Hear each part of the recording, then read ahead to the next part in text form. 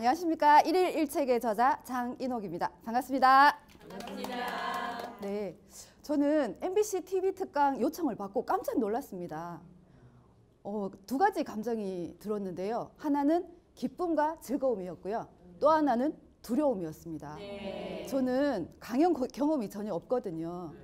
6년 동안 묵묵히 책만 읽어온 평범한 주부입니다. 그런데 제가 책을 읽었다는 이유로 지금 이 자리에 서게 됐습니다. 네, 6년 동안 책을 읽으면서 말을 하는 시간보다 침묵하는 시간이 더 길었다는 거죠. 네. 오늘 제가 특강을 할 때 여러분들은 얼마나 말을 잘 하는가에 초점을 맞추시기보다 얼마나 진솔한 이야기를 하는가에 초점을 맞춰서 들어주시면 감사하겠습니다. 네. 네, 오늘 여러분들에게 세 가지 말씀을 드리겠는데요. 첫째는 왜 읽었는가, 그리고 둘째는 어떻게 읽었는가, 그리고 셋째는 책을 읽고 변화된 인생에 대해서 말씀을 드릴 겁니다. 왜 읽었을까요?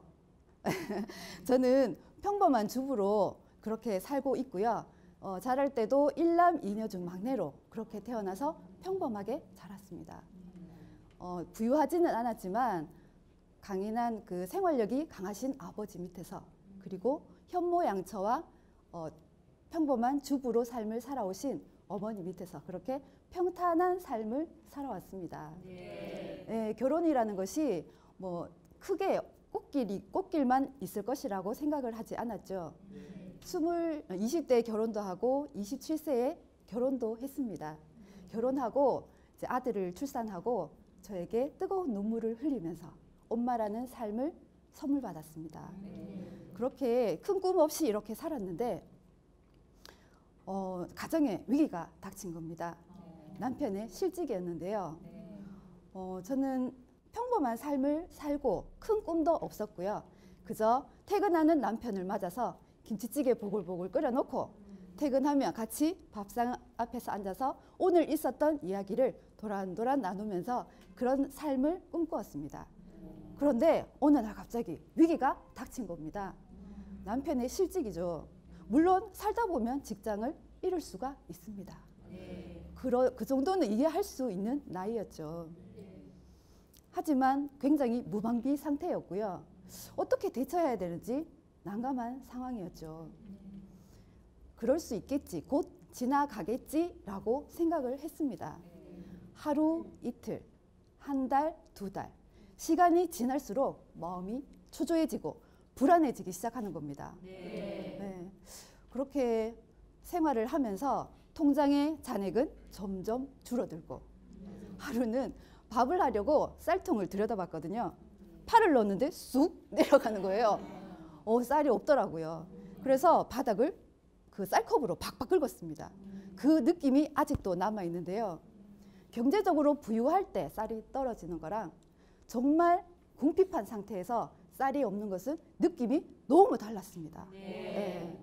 그렇게 힘든 생활도 지내고, 또 그 당시 아이를 키울 때 엄마들이 분유나 기저귀 같은 것을 이렇게 사다가 재놓고 그렇게 많이 사용을 했는데요. 저는 그러질 못했어요. 한 통을 사다가 먹이고 금방 바닥이 보이면 불이 나게 슈퍼로 달려갔습니다. 그리고 또 한 통을 사와서 아이에게 먹이곤 했죠. 그렇게 살면서도 아이를 키우는 그 보람은 무엇과도 바꿀 수 없는 행복이었어요.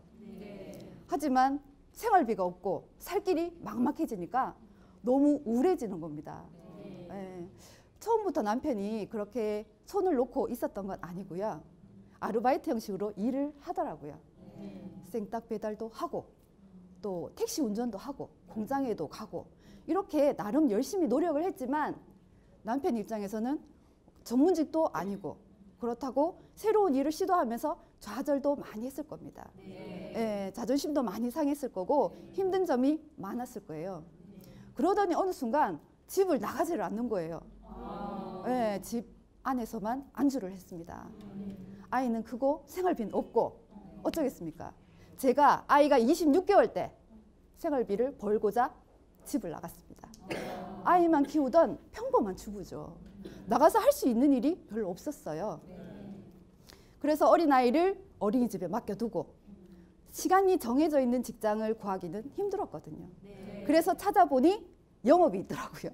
영업은 시간이 자유로우니까 아이를 맡겨두고 잠깐 일을 하고 수입을 벌 수 있겠다. 그렇게 생각을 하고 아이를 어린이집에 맡겨두고 집 근처에 그 어린이 교구나 교재를 판매하는 영업소를 들렀습니다. 문을 두드렸죠. 들어갔습니다. 들어가니까 아주 세련돼 보이는 소장님이 앉아 계시더라고요. 여자분이셨는데 의아한 눈치로 저를 쳐다보더라고요. 어떻게 오셨어요? 라고 묻길래 영업을 한번 해보고 싶습니다. 라고 이야기를 했어요. 그랬더니 잠시 앉아보시라고 하더라고요. 그래서 앉았습니다. 이렇게 보시더니 영업을 해본 적이 있습니까? 라고 묻는 거예요. 해본 적은 없지만 한번 해보겠습니다. 라고 이야기를 했어요. 그러더니 그 소장님은 저를 이렇게 보시더니 뭐 손해볼 건 없겠다라는 투로 그러면 그렇게 해보세요. 라고 이야기를 해주셨어요. 그래서 그날부터 일을 시작했습니다. 영업이라는 것은 한 번도 해본 적이 없었죠. 하지만 선배들이 해오신 일을 보면서 어떻게 해야 되는지 배우기 시작했어요. 마트, 백화점 같이 따라 나갔습니다. 나갔더니 그 아이를 데리고 나온 어머니들에게 말을 걸기 시작했어요. 어머니 안녕하세요. 아이가 너무 이뻐요. 몇 개월이에요? 이렇게 이야기를 겁니다. 그렇게 연락처를 받고 이제 영업소에서 그 근처 갈 일이 있으면 전화를 드리는 거예요. 어머니 안녕하세요. 예전에 어디서 뵀던 누구입니다. 근처에 갈 일이 있는데 한번 들러도 될까요? 라고 말씀을 드리면 대부분의 어머님들은 별로 좋아하지 않으시죠. 예, 집에 오는 걸 탐탁지 않게 생각을 하시는데 그중에 한 분이 네 오세요 라고 말씀해 주는 분이 계셨어요. 그러면 저는 기쁜 마음으로 출발을 합니다. 그 당시에 영업을 하시는 분들은 자동차가 있었어요. 차로 이동을 하는 거죠. 근데 저는 아무런 가진 것이 없어서 교재, 교구 거기 이제 영업을 할 때 필요한 그것을 가득 가방에 넣고 가방을 메고 버스로 이동을 합니다. 초인종을 누르고 들어가죠. 들어가면 대부분 어머니들께서 굉장히 바쁘시거든요. 아이들이 어수선하게 다니기도 하고 이야기에 집중을 못하는 겁니다. 이야기를 하다가 집안일도 해야 되고 아이도 봐줘야 되고 그렇게 했는데 그날은 마침 아이가 낮잠을 자주는 거예요. 너무 고맙게도. 그래서 제가 차근차근 설명을 드렸습니다. 그날 제 말빨 때문인지 어머니의 교육열 때문인지 계약이 성사가 된 겁니다. 금액이 100만 원이 넘는 금액이었어요. 그래서 저는 아주 기쁜 마음으로 영업소로 달려갔죠. 소장님 이하 부장님이 난리가 나는 겁니다. 우와 이걸 어떻게 팔았어? 초짜가 나가서 이렇게 판매가 이루어지는 건 굉장히 드문 일이다 라고 하셨어요. 저는 상황 이야기를 줄줄이 해드렸습니다. 우와 대단하다 이런 얘기도 들었습니다. 힘이 났죠? 생활비도 벌고 아주 기분이 좋았습니다. 하지만 영업이라는 것이 굉장히 꾸준한 수입을 벌기에는 힘들더라고요. 제가 초보인데 똑같은 수입을 매달 올리기는 굉장히 힘든 일이었어요. 그래서 방법을 바꾸었습니다. 일한 만큼 벌 수 있는 마트, 백화점 나갔죠. 할 수 있는 아직 아이가 어렸기 때문에 오랜 시간을 근무는 못하지만 일한 만큼은 수입을 벌 수 있다. 이런 생각에서 갔습니다. 닥치는 대로 일을 했어요. 명절이 되면 한복을 입고 선물 세트 행사 이런 것도 하고요. 보통 시음 행사 많이들 보셨죠? 그런 것도 많이 했습니다. 하고 건강보조식품 판매도 많이 하고요. 이것저것 가리지 않고 닥치는 대로 모든 걸 했습니다. 그렇게 하면서 생활비라도 벌 수 있다는 것이 굉장히 위안이 되었어요. 그렇게 하면서 이 또한 수입이 일정하지가 않더라고요. 또 방법을 고심을 했죠. 어쩌나라고 있는데 마침 주위에서 백화점 내에 있는 실내 어린이 놀이터가 있는데 팀장을 찾고 있다라는 정보가 있었어요. 제가 또 갔지 않습니까? 물론 팀장이라는 것이 책임감과 부담감이 있었어요. 제가 해본 일은 아니었지만 무대포 정신이 있거든요. 일단 부딪혀보자. 가서 시작을 했습니다. 마트와 백화점에도 근무 환경이나 조건이 굉장히 좋지 않았지만 이곳 또한 너무 환경이 척박한 거예요. 아이들이 다칠까 봐 노심초사 해야 되고 여름이면 너무 덥고 겨울이면 너무너무 추운 겁니다. 아이들이 없으면 난방을 안 해주는 거예요. 저는 혼자서 그 추위에 떨면서 바닥이 그렇게 찬데 양말 2겹, 3겹을 껴 신으면서 일을 했습니다. 그때 발에 동상도 걸렸어요. 그래서 지금은 겨울이 되면 발이 벌겋게 달아오르곤 하는데 정말 힘든 시기였고요. 그 당시에 근무를 하면서 커피 한 잔을 제대로 마시지를 못했어요. 편안하게 앉아서 마실 수 있는 환경이 아니었죠. 그리고 아이들이 다칠까 봐 오랜 시간 점심 식사를 제대로 할 수가 없었습니다. 그래서 빵에다가 잼을 발라서 그렇게 점심으로 때우곤 했습니다. 그때 정말 눈물 젖은 빵을 많이도 먹었습니다. 그렇게 하면서 내 인생은 왜 이 모양인가? 도대체 뭐가 잘못된 거지? 라는 생각을 끊임없이 하게 됩니다. 부정적인 생각을 되풀이하고 화내고 분노하고 짜증내기 시작했어요. 그렇게 하면 할수록 제 몸과 마음은 점점 더 나빠지기 시작했어요. 너무 화가 나고 그렇게 했지만 일은 해야만 했고 모든 것이 엉망진창이었습니다. 그렇게 힘들게 일을 하면서 집에 들어가면 저를 기다리는 것은 태산 같은 집안일이었어요. 들어가면 남편과는 대화도 없었습니다. 눈빛도 마주치지 않고 투명인간 취급을 했습니다. 그렇게 힘든데 집에 가서 또 할 일이 태산이에요. 설거지도 해야 되고 집안 청소도 해야 되고 아이 숙제도 봐줘야 되는 거예요. 너무 화가 났죠. 그래도 어떡합니까? 또 집안일을 시작했어요. 설거지를 하면서 설거지를 하는지 접시를 깨트리는지 화를 설거지에 다 분노를 했습니다. 숟가락이 다 날아가고 내가 지금 화났어 라고 이야기를 하지 않아도 그것만 봐도 누가 봐도 화난 상황을 재현하기도 했습니다. 그렇게 힘들게 밥을 차려 놓으면 남편은 그렇게 화내면서 짜증내면서 해놓은 밥 먹지 않겠다라는 식으로 밥도 먹지 않더라고요. 모든 상황이 엉망진창이었어요. 뭐가 잘못됐는지 알 수도 없었습니다. 그렇게 힘들게 생활을 하다가 그나마 수입을 벌 수 있는 직장이 있었는데 그마저도 폐점을 하는 바람에 또 직장을 잃게 된 거예요. 너무 힘들었죠. 하루는 기분 전환도 할 겸 미용실에 들렀습니다. 미용실에 늘 다니던 미용실이라 편안한 마음으로 앉아 있었는데요. 제 머리를 손질하던 미용사가 갑자기 제가 앉아있는 의자를 180도 휙 돌리는 거예요. 그러더니 이만한 손거울을 건네주는 겁니다. 뒷머리를 보라는 신호였죠. 저는 바보처럼 멍청히 이렇게 들여다봤어요. 제 뒤통수에서 뭔가를 열심히 찾더라고요. 그러더니 한번 보라고 신호를 주는 겁니다. 그래서 봤죠. 이만한 500원짜리 동전만한 원형 탈모가 허연 피부를 드러내고 있는 겁니다. 깜짝 놀랐죠. 어이가 없었습니다. 미용실 갈 때마다 머리숱이 정말 많으세요 라는 이야기를 한 번도 듣지 않은 적이 없었거든요. 그렇게 건강하던 제가 원형 탈모라니요. 미용실에서는 아무 일 없다는 듯이 있었지만 집으로 돌아오는 길에 굉장히 무서운 생각이 들었습니다. 화내고 분노하고 짜증내는 이런 것들이 제 몸과 마음을 갉아먹고 있었던 거죠. 방법을 찾아야만 했습니다.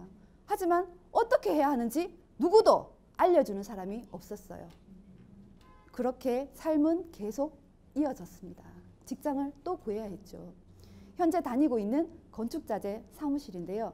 아이가 좀 크고 나니까 시간이 정해져 있는 직장을 구할 수가 있었습니다. 네, 그렇게 앉아서 근무를 했는데요. 처음에는 앉아서 일하는 것 자체가 너무 좋은 거예요.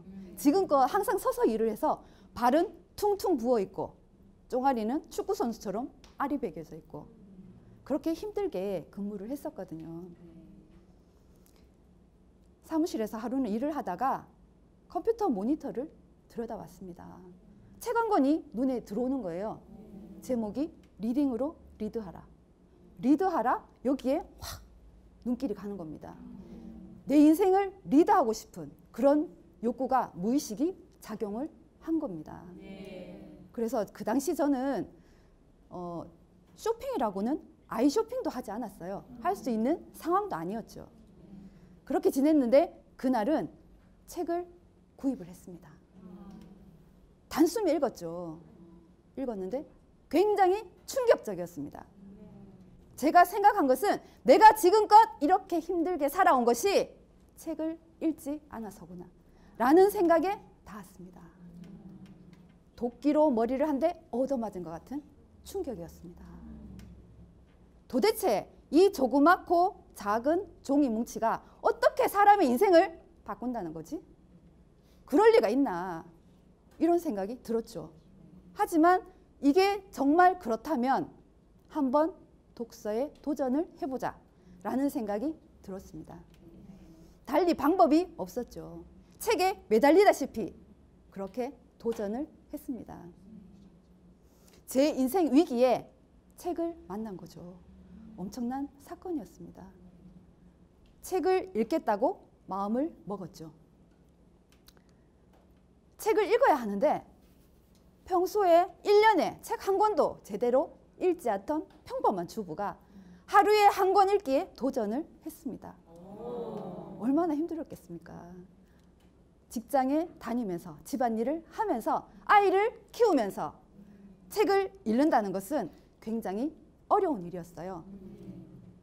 굉장히 시간과 노력을 투자해야 하는 일이었습니다. 시간을 확보해야 됐죠. 책은 읽어야 하는데 어떻게 언제 책을 읽지? 라는 생각으로 먼저 새벽 시간, 출근하는 이동 시간, 그리고 짬짬이 시간과 잠자기 전 시간, 이렇게 시간을 확보를 했습니다. 새벽에 책을 읽기 위해서 잠자기 전에 알람을 맞춰 두는데요. 새벽이 되면 요지없이 알람이 울려대죠. 자다가 손을 뻗어서 더듬더듬 휴대폰 알람을 끕니다. 그렇게 끄고 나면 5분 후에 또 울리거든요. 한 번만에 잘 못 일어나죠.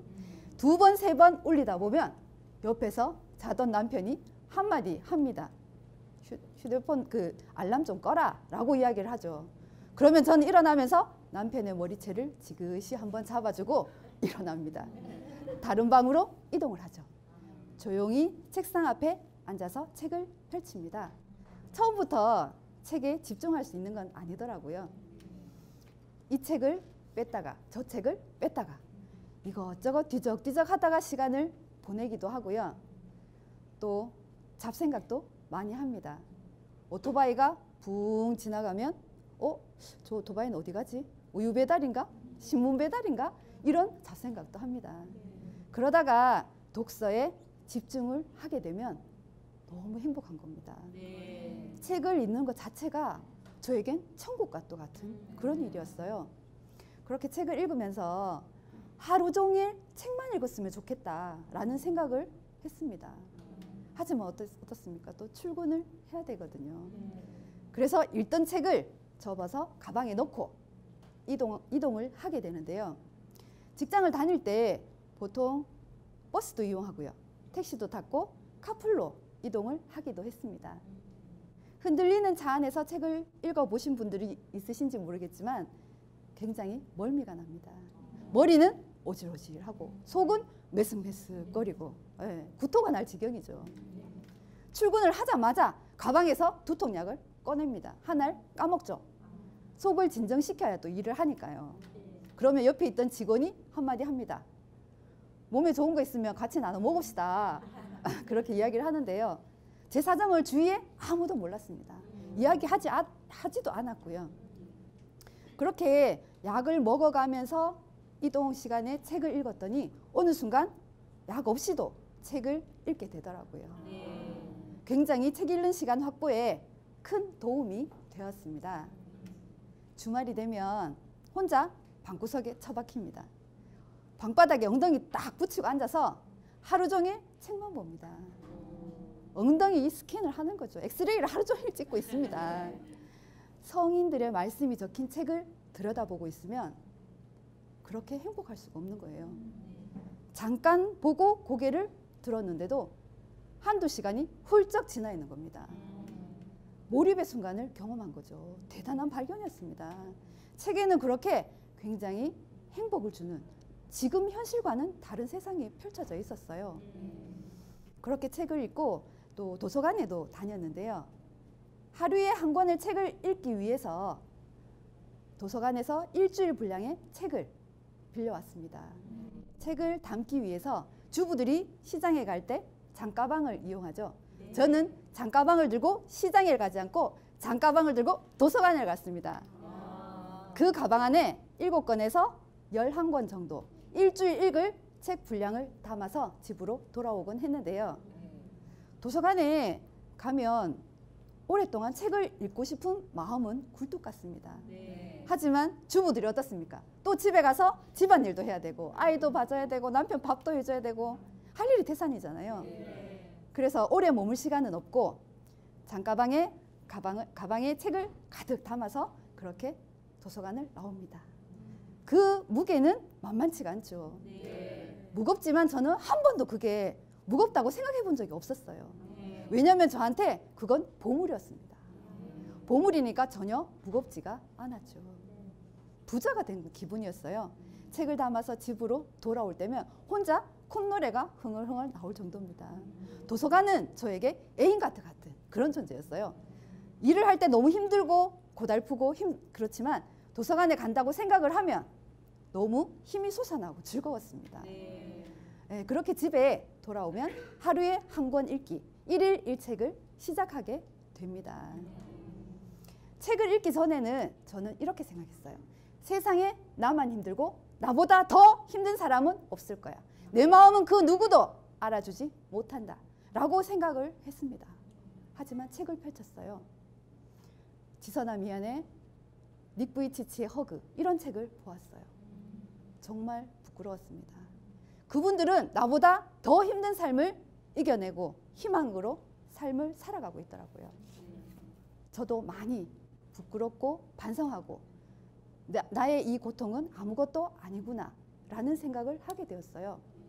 책은 그런 것이었어요. 내가 우물한 개구리처럼 한 가지만 본다면 다른 사람의 삶과 생각의 폭을 넓혀주는 것이었습니다. 그리고 술 취한 코끼리 길들이기라는 이런 책을 보면 제 마음이 굉장히 힘들고 어렵고 그럴 때 위안이 많이 되더라고요. 힘과 용기가 생기더라고요. 책이라는 것이 이렇게 위대한 힘이 있구나 라는 생각이 들었습니다. 너무 감사하죠. 책을 알게 된 것은 저에게 행운과도 같은 일이었습니다. 너무 책을 읽게 된 작가님에게 감사한 마음을 전하고 싶었어요. 메일을 썼습니다. 그분이 제 글을 읽던 읽지 않던 간에 저는 그 마음을 전하고 싶었던 거죠. 너무 감사합니다. 메일을 써서 보냈습니다. 그리고 책을 읽었죠. 그렇게 책을 읽는 동안 저에게 많은 변화가 일어나기 시작했습니다. 한 1년 정도 그렇게 책을 읽고 나니 서서히 변화가 일어나기 시작했습니다. 그렇게 꿈쩍도 하지 않던 남편이 책을 읽고 1년 만에 움직이기 시작을 했습니다. 그렇게 변해야 한다고 제가 옆에서 소리 지르고 많이 이야기를 했지만 반응이 없었어요. 퇴근하고 보통 집에 들어가면 북박이장처럼 같은 자리에 앉아서 우두커니 삶의 의미가 없는 눈초리로 앉아있곤 했었습니다. 저도 힘이 빠졌죠. 그런 남편이 움직이기 시작을 했습니다. 퇴근하고 집에 들어가면 설거지도 해놓고 청소도 해놓고 빨래도 해놓고 저에게 웃으면서 인사도 건네기 시작하는 겁니다. 깜짝 놀랐죠.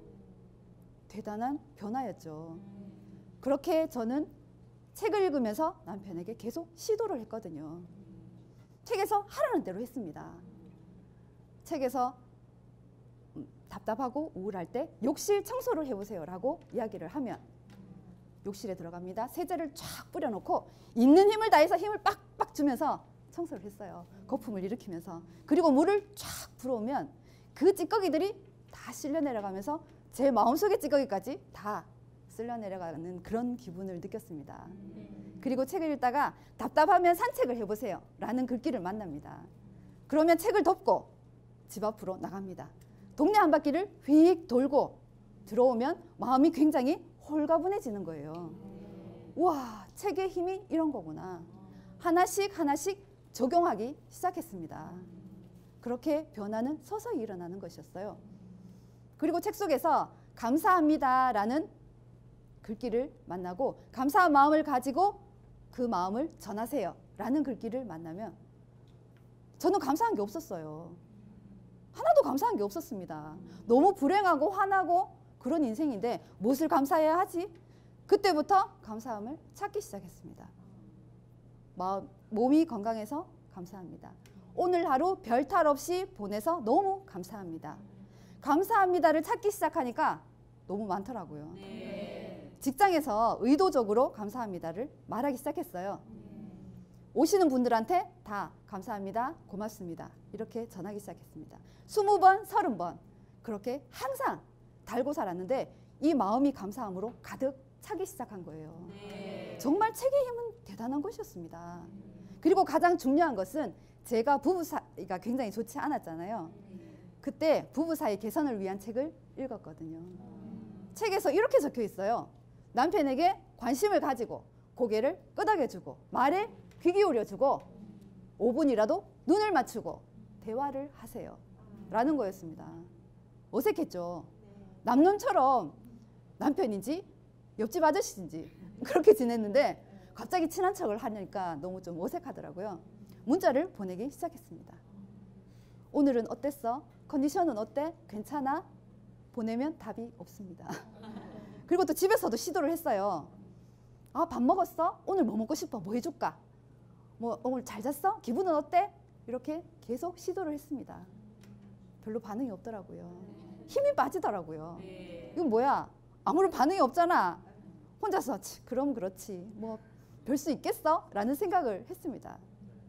그러다가 남편한테 한번 물어봤어요. 아니 내가 이렇게 노력을 하는데 뭔가 반응이 좀 있어야 되지 않나 얘기를 하면 남편은 이렇게 얘기합니다. 오늘은 친절했다가 내일은 화냈다가 이랬다가 저랬다가 하는데 어느 장단에 춤을 춰야 되는 그런 말이었죠. 충분히 이해를 합니다. 변화의 과정은 그런 것이었으니까요. 한 번에 변하는 것이 없었습니다. 그런 과정을 겪어서 실수도 하고 실패하고 하다 보니까 어느 순간 관계가 개선된 거죠. 그렇게 1년이 지나면서 남편이 변한 겁니다. 그렇게 집안일도 도와주기 시작하고 굉장히 변한 모습을 보이는데요. 그러고 나서 집에서 제가 설거지를 하다가 주방 세제를 이렇게 누르면 삑삑 다 돼서 소리가 납니다. 아, 세제가 다 됐네 하고 이렇게 하고 나면 다음날 주방에서 청소를 설거지를 할 때 눌러보면 꾹 세제가 가득 채워져 있는 겁니다. 남편이 그걸 꽉 채워놓은 거예요. 그리고 화장을 지울 때 티슈가 다 됐네라고 그냥 혼잣말로 이야기를 했는데 다음날 남편은 들은 척도 안 하더니 다음날 티슈를 사다 들고 오는 겁니다. 예전에 그렇게 자상하던 남편의 모습으로 돌아와 줄 거예요. 저는 책의 힘을 믿을 수가 있었습니다. 정말 대단하구나. 책을 읽으면서 내 자신을 변화시키고 남편을 변화시키고 우리 가정을 지키자. 이게 저희 목표였습니다. 다른 건 없었어요. 제발 이 지긋지긋하고 구질구질한 삶을 한번 벗어나보자. 방법이 없었습니다. 하지만 책이 저를 도와주었습니다. 생각하고 말로 표현하고 행동으로 옮겼더니 가정에 변화가 일어난 겁니다. 책의 힘을 믿을 수가 있었죠. 정말 대단한 것이구나. 다른 어떤 것도 저의 삶을 바꿔줄 수가 없었습니다. 그렇게 남편이 바뀌고 지금은 일을 하면서 하루도 빠지지 않고 새벽 6시에 일어나서 저보다 더 열심히 사는 모습을 보여주는 겁니다. 제가 너무 놀랄 지경입니다. 요즘은 따라다니면서 이야기를 하죠. 몸 좀 생각해라. 너무 무리하지 마라. 이렇게 얘기를 합니다. 그래서 저는 이 책을 많은 분들이 책을 읽으면서 변화된 삶을 살았으면 좋겠다라는 생각을 했죠. 멍하게 책장 앞에서 하루는 생각을 했어요. 내가 책을 읽으면서 변할 수도 있고 변하지 않을 수도 있다. 그렇지만 정말 마음의 위로가 되고 내 삶의 변화가 있다면 지금 나처럼 힘들어하는 누군가에게 꼭 전하고 싶다. 하나의 촛불이 되고 싶다라는 생각을 했습니다. 제가 변해야 하는 이유였죠. 일단 먼저 변해야지 그걸 전할 수가 있었던 거죠. 꾸준히 노력하고 책을 읽고 그렇게 노력을 했습니다. 하루는 밤늦게까지 혼자서 책을 읽고 있었어요. 남편이 방에서 잠을 자다가 몸을 글쩍글쩍 하면서 나오는 겁니다. 뭐 물 마시러 나왔겠지라고 생각을 했어요. 그러더니 소파에 가서 덜썩 주저앉는 거예요. 뭐 대수롭지 않게 있었습니다. 저를 부르더라고요. 보통 연애할 때는 부르기도 전에 달려가지 않습니까? 하지만 결혼해서 살다 보면 보통 시킬 거 있을 때만 부르거든요. 그래서 있었더니 또 부르는 겁니다. 목소리에 좀 다급함이 느껴지더라고요. 그래서 달려가 봤어요. 자기 몸을 한번 보라는 거예요. 그래서 봤더니 평소에 알레르기 증상이 좀 있었거든요. 아, 또 그 증상이 일어났는가 보다 라고 생각을 하고 집에 있는 약 먹으라고 하고 있었습니다. 근데 한 5분 상간에 갑자기 증상이 좀 심해지는 거예요. 이거 평소하고 좀 다른데 위급한 상황인 것 같았어요. 어떡하지? 자가용을 끌고 병원을 가야 되나? 아니면 택시를 불러야 되나? 급할 때는 119를 불러야겠다라고 생각을 하고 구급차를 불렀습니다. 입던 옷에 겉옷만 하나 걸치고 그렇게 구급차에 같이 올랐습니다. 구급차를 타고 가는 동안 그 구급대원께서 이것저것 묻더라고요. 뭐 저녁에 무엇을 먹었습니까? 증상이 언제부터 있었습니까? 뭐 이름, 전화번호, 주소 뭐 물어서 다행히 제가 아는 것만 물어봐서 대답을 해줄 수가 있었습니다. 가까운 병원으로 가자고 이야기를 하고 가는 도중에 남편이 증상이 좀 심해지는 거예요. 말이 어눌해지고 호흡이 곤란하다고 이야기를 하는 겁니다. 그래서 기사님하고 다시 이야기를 해서 그러면 종합병원으로 가자고 다시 장소를 옮겼습니다. 응급실에 가서 다행히도 빨리 응급 조치를 취할 수가 있었죠. 저는 보호자로 옆에 보조의자에 앉아 있었어요.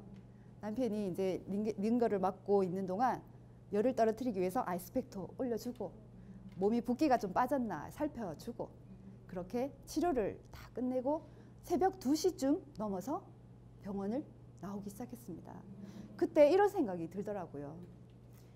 제가 평소에 남편한테 화내고 짜증내고 분노하고 그렇게 너무 미운 감정을 가졌는데 건강하게 옆에 있어 주는 것만으로도 참으로 다행이구나 라는 생각이었습니다. 책을 읽으면서 저는 중요한 마음의 표대를 하나 세웠는데요. 남편을 사람을 중심에 두고 생각을 하자. 그리고 사람을 사랑하는 마음을 잃지 말자라는 것이었습니다. 그 마음만 있어도 변화는 시작된 것이었습니다. 논어 책을 많이 봤었는데요. 그 책을 보면서 많이 느낀 게 사람에 대한 것이었습니다. 그리고 사랑에 관한 것이었습니다. 그 시선으로 바라보고 말하고 행동하다 보니 가정에도 변화가 일어난 거였어요. 네. 책을 읽으면서 변화를 겪고 남편이 변하는 것을 보고 저도 힘을 냈습니다. 책 읽기를 그만둘 수가 없었죠. 1일 1책 3년 1000권 독서에 돌입을 했습니다. 3년이란 세월이 아주 천천히 흘러가더라고요. 3년 동안 책을 읽고 나니까 책 읽는 것은 특별한 행위가 아니었어요. 우리가 아침에 일어나서 세수하고 양치하고 밥 먹고 숨을 쉬면서 하루를 살아가는 것처럼 독서는 특별한 행위가 아니었습니다. 삶의 일부가 된 거죠. 삶의 원동력이었습니다. 그렇게 현재 6년까지 1800여 권의 책을 읽었는데요. 이 책이란 것이 굉장히 1800여 권이라는 걸 보면 거대해 보입니다. 하지만 이 책은 하루하루가 모여서 생긴 거고요. 하나하나가 모여서 생긴 거고 한 걸음 한 걸음 내딛어서 생긴 거였습니다. 독서는 결코 화려한 것이 아니었어요. 일상이죠, 일상. 자신의 자리에서 묵묵히 자기 일을 해 나가는 것이었어요. 누가 알아주던 알아주지 않던 자신의 일을 해 나가는 것이 독서의 힘이었습니다. 그렇게 하루하루 하나하나 해 나갈 때 우리는 목표에 가닿을 수 있는 것이었어요. 정상에 가기 위해서 한꺼번에 올라가지 못하잖아요. 한 발자국 한 발자국 내딛는 그 과정이 독서라는 것이었습니다.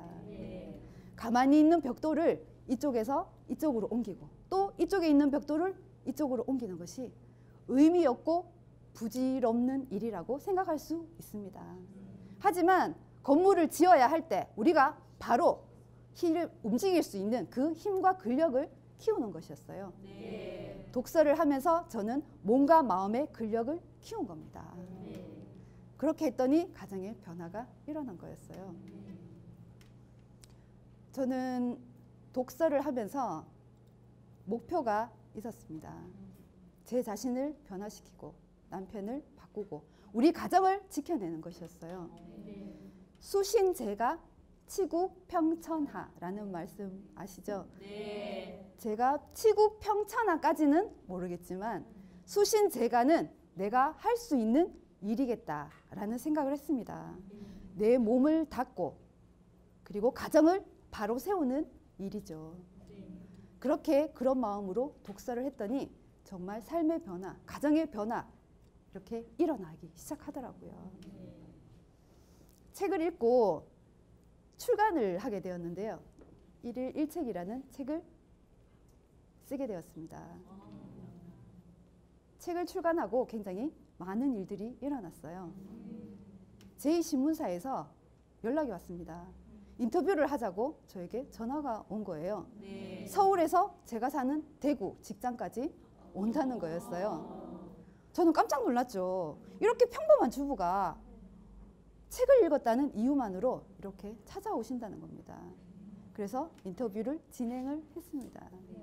12월 2일 제2신문에 기고된다고 그렇게 얘기를 해주시더라고요. 그날 제가 그 신문을 확인하기도 전에 주변 사람들에게 연락이 왔어요. 신문에 기사 났는 거 잘 봤다 라고 하시는 겁니다. 저는 이게 뭔 일인가 싶어서 봤더니 제 얼굴이 대문짝만하게 신문에 났더라고요. 그래서 이게 뭔 일인가 라고 이야기를 하면서 주변 지인들에게 전화도 받고 아주 정신없는 하루를 보냈습니다. 그날 신문에 났다고 친구가 같이 저녁 식사를 하자고 해서 식당에 들렀습니다.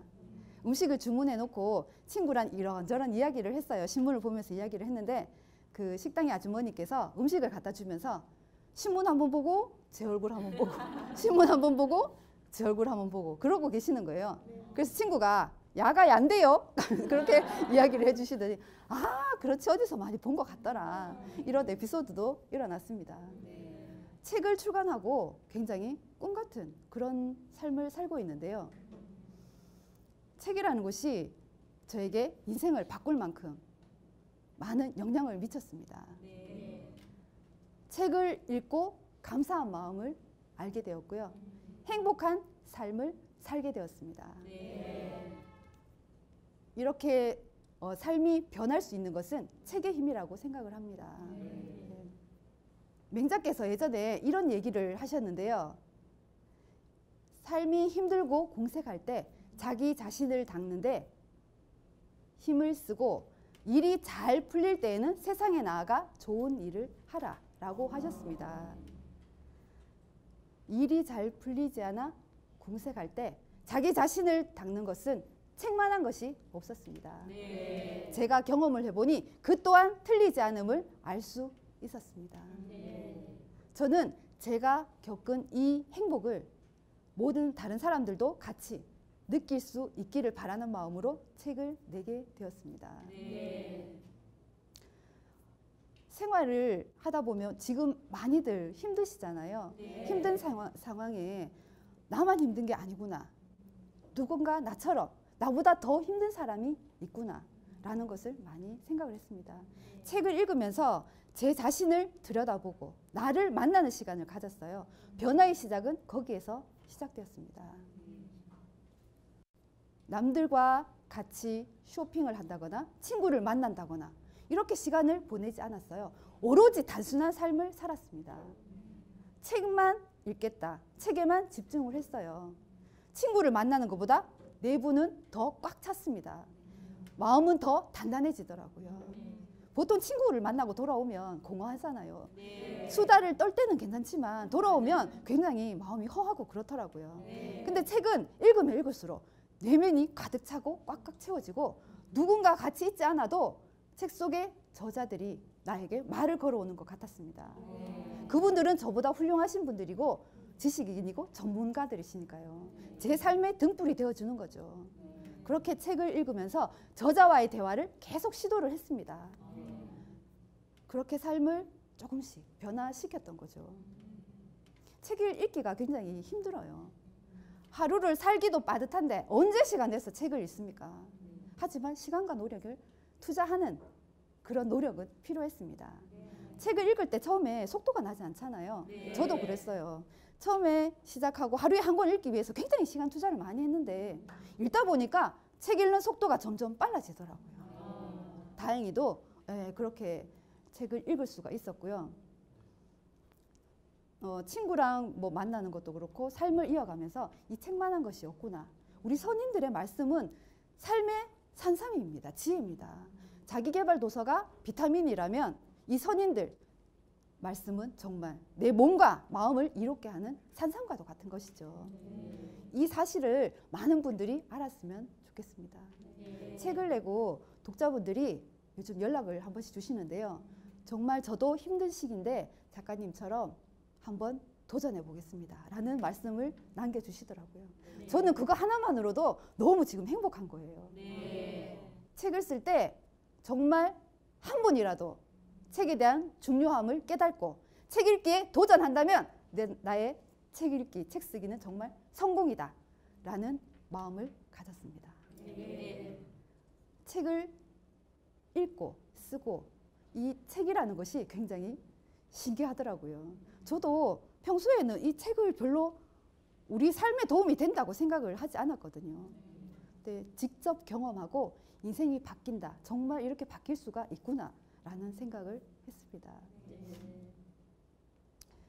보통 고전을 굉장히 어렵게 생각을 하시잖아요. 저의 경우에도 자기계발 도서 위주로 책을 읽어오다가 어느 순간 고전도 같이 읽기 시작했는데요. 이 선인들의 말씀은 삶의 지혜였어요. 우리가 어떻게 살아야 할지 방법을 알 수 없을 때 삶의 길이 되어주고 등대가 되어주고 책에는 길이 있다라고 하죠. 그게 맞는 말이었습니다. 책에는 지혜가 있다. 그것도 진짜 맞는 말이더라고요. 누군가가 알려주지 않았습니다. 책을 통해서 많이 배우고 느끼고 깨달았습니다. 책을 쓰면서 한 가지 생각을 했는데요. 평범한 주부가 책을 읽으면서 변화된 이 행복을 다른 사람들에게 꼭 전하고 싶었습니다. 이 행복을 여러분들도 꼭 만날 수 있기를 하는 단 한 분이라도 이 마음을 전해받을 수 있다면 저는 더 이상 바랄 게 없겠다라는 것이었어요. 너무나 많은 분들이 독서에 도전을 하겠다라고 의지를 다져주셔서 저는 요즘 아주 신나고 재미나게 그렇게 생활을 하고 있습니다. N포털 사이트에도 제 얼굴이 뜨고 책이 뜨길래 굉장히 놀라운 시간을 보내고 있는데요. 책이라는 것이 이렇게 대단하고 위대한 것이었습니다. 평범한 주부를 이 자리에 이렇게 제가 책이 아니었다면 여기 어떻게 설 수 있었겠습니까? 그렇게 행복한 삶을 여러분들도 만나기를 꼭 바라고요. 제 자신을 삶이 힘들 때 뭔가 의지하고 싶을 때 물론 뭐 여러 가지 방법이 있을 수 있어요. 뭐 소비하고 쇼핑하고 이렇게 풀 수도 있고 아니면 여행을 다닐 수도 있습니다. 이 책 읽기는 자신의 성실함만 있으면 가능한 것이었어요. 저같이 평범한 주부도 가진 게 없는 주부도 할 수 있는 것이 독서였고 책은 누구에게나 마음을 활짝 열고 다 받아주는 그런 표현력이 있습니다. 네. 그렇게 그 마음 하나로 책을 쓰게 되었고요. 책을 접하면서 제가 책을 쓰면서 느꼈던 그런 행복감, 책을 읽으면서 느꼈던 그 행복을 여러분들도 꼭 만날 수 있기를 기대를 합니다. 네. 책이라는 것이 굉장히 삶에 이롭다는 것을 모두들 알고는 있지만 실천하기가 힘들다라고 하시는데요. 정말 절실함, 저는 절실함과 성실함 그것만 가지고 시작을 했습니다. 하루하루 한 발짝 한 발짝 나아가다 보니 6년이란 세월이 지났고요. 거대해 보이는 1800권이라는 책이 만들어진 겁니다. 그렇게 대단해 보이지만 결국은 독서는 과정이었습니다. 이 과정 속에서 결과가 만들어지는 거죠. 무대 위의 화려함보다 무대 밑에서 묵묵히 자신의 일을 해 나갈 때 그때 독서는 빛을 발한다고 생각을 합니다. 평범한 주부가 위기를 만나서 책을 읽었습니다. 세상이 달라 보였습니다. 삶이 변했습니다. 그렇게 삶을 변하고 싶다면 꼭 책을 읽어보기를 권해드리고 싶습니다. 평범한 주부가 만났던 행복, 여러분들도 꼭 만날 수 있기를 간절히 바랍니다. 여러분의 독서를 응원합니다. 감사합니다.